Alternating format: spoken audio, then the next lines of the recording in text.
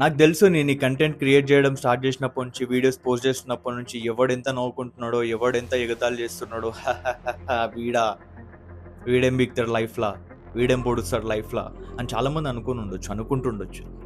But I don't care about anyone. మామ discipline with consistency power నేను చూస్తున్నా. And నేను అందరికీ చెప్పాలనుకుంటున్నా, thank you so much whoever supporting మీ.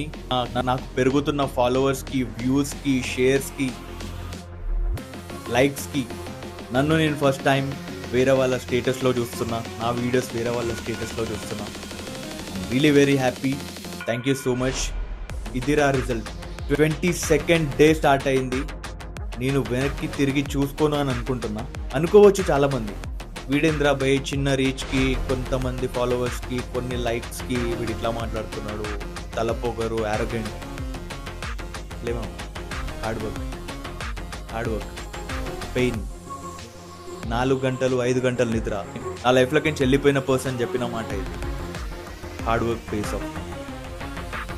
నీ హార్డ్ వర్క్ నిన్నెప్పుడు మోసం చేయదు, నీకు తిరిగి ఇచ్చే పోతుంది.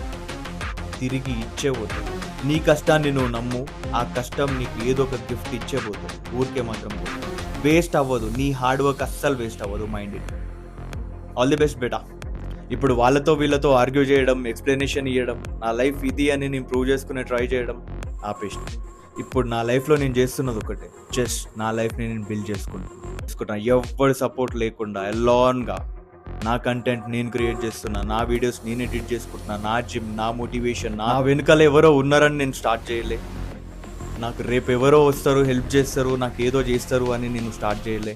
నన్ను నేను నమ్మిన, నా కోసం నేను నిలబడినా, నేను చేస్తూ పోతున్నా.